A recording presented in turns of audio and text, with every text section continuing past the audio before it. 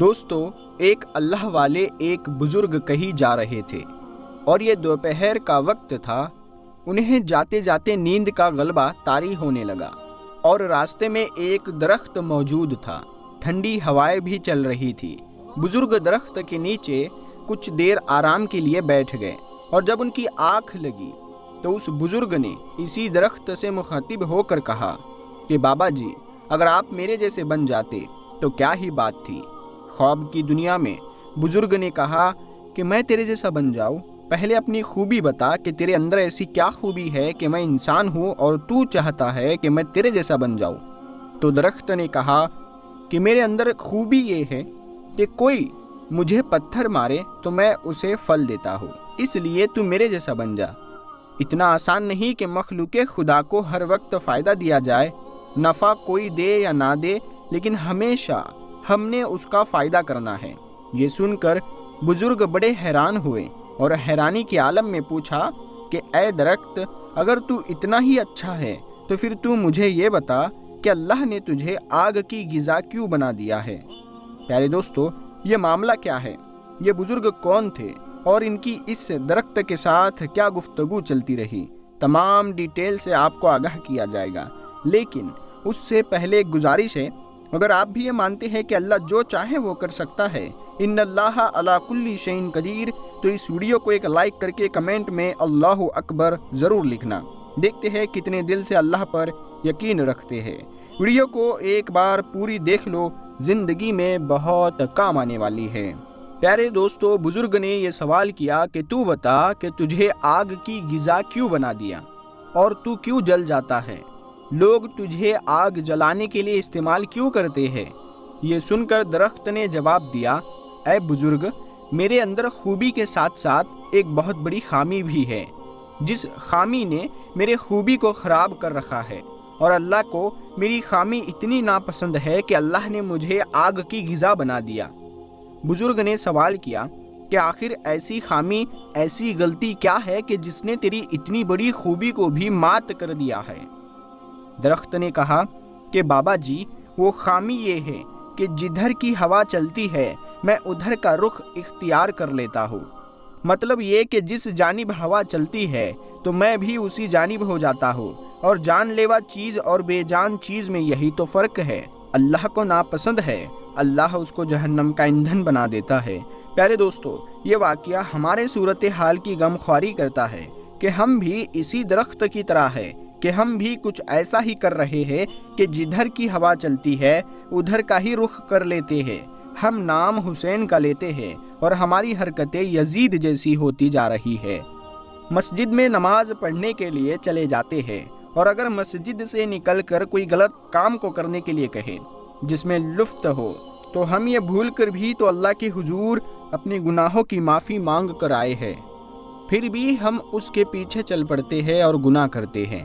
پیارے دوستو، ہمارا عالم یہ ہے کہ ہم کھڑے تو نماز کے لیے ہوتے ہیں، لیکن ہمارے خیالات میں دنیا بسی ہوتی ہے۔ ہمارا سر تو اللہ کے سامنے سجدے میں جھکا ہوتا ہے، لیکن ہماری سوچ کاروبار میں ہوتی ہے، اور نماز بھی ایسی نہیں پڑھتے جس کا ہمیں اللہ نے حکم دیا ہے۔ رب کے عشق میں خالص بن جاؤ۔ اور پیارے دوستو، ادھر حضرت رابعہ بصری جا رہی تھی اور سامنے سے ایک نوجوان جا رہا تھا۔ تبھی آمنے سامنے آئے تو اس نوجوان نے کہا کہ رابعہ بصری، میں تجھ سے بڑی محبت کرتا ہوں، تجھ سے بڑا عشق کرتا ہوں۔ رابعہ بصری نے کہا، اچھا، تم مجھ سے محبت کرتے ہو؟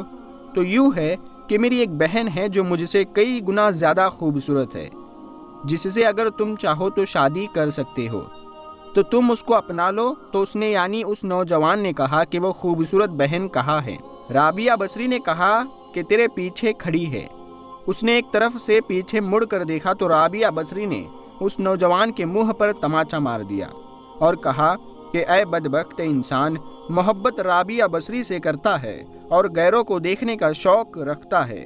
اس نوجوان نے اپنے سر پہ خاک ڈالی اور کہا کہ میں نے دنیا میں کسی عورت کے ساتھ محبت کی، اور جب مڑ کر پیچھے دیکھا تو میرے منہ پر ایک تماچا رسید ہوا، اور میں کتنا بدبخت انسان ہوں کہ انسان جو اللہ سے محبت کا دعویٰ کرتا ہے تو پھر غیروں سے مدد کا سوال کرتا ہے، ان کے در پر جا کر جھکتا ہے اور ان سے یہی کہتا ہے کہ آپ مجھے عطا کیجیے۔ تو اللہ اس شخص سے کتنے ناراض ہو جاتا ہے۔ پیارے دوستو، ایسا ہی ایک واقعہ بھارت کے اندر پیش آیا، جہاں پر ایک گاؤں کے اندر ایک بزرگ موجود تھے، اور کہا جاتا ہے کہ وہ بہت پہنچے ہوئے بزرگ تھے اور ان کے پاس کافی علم تھا، اور ایک عورت ہمیشہ اپنے بھینسوں کا دودھ انہیں نذرانے کے طور پر ان کے لیے لایا کرتی تھی۔ پیارے دوستو، ایک روز وہ عورت دیر سے پہنچی تو وہ بزرگ نے سوال کیا کہ اے لڑکی، تم دیر سے کیوں آئی ہو؟ اس لڑکی نے جواب دیا کہ میں آتے ہوئے جس دریا کو پار کرتی ہوں، آج دریا اپنے عروج پر تھا اور پانی کا بہاؤ اتنا زیادہ تیز تھا کہ مجھے اسے پار کرتے ہوئے کئی گھنٹوں کا وقت لگ گیا۔ بزرگ نے کہا کہ تم اللہ کا نام لیتی اور فوراً دریا پار کر کے آ جاتی۔ تو پھر عورت نے کہا کہ اچھا، آئندہ اگر کوئی ایسی صورتحال ہوئی تو میں اللہ کا نام لے کر اسے پار کر لوں گی۔ پیارے دوستو، پھر کچھ مہینے گزرے اور پھر وہی صورتحال پیدا ہوئی، اور اس عورت نے یوں پوچھا کہ بابا جی، آپ نے تو مجھے واقعی ایسا ہی نسخہ بتا دیا تھا کہ جس سے میں نے فوری دریا کو پار کر لیا۔ اس بزرگ نے سوال کیا کہ ایسا کیا ہوا ہے؟ اس عورت نے کہا کہ آج جب میں دودھ لے کر جا رہی تھی تو دریا اپنے جلال میں تھا، اور میں نے صرف اللہ سے مدد مانگی، اللہ کو پکار کر میں دریا میں اتر گئی، اور میرے دریا میں اترنے کے بعد ہی مجھے یہ محسوس ہوا کہ یہ دریا کبھی چل ہی نہیں پا رہا تھا، ایسا لگ رہا تھا کہ اس میں کوئی پانی موجود ہی نہیں، میں نے بآسانی اس دریا کو پار کر لیا۔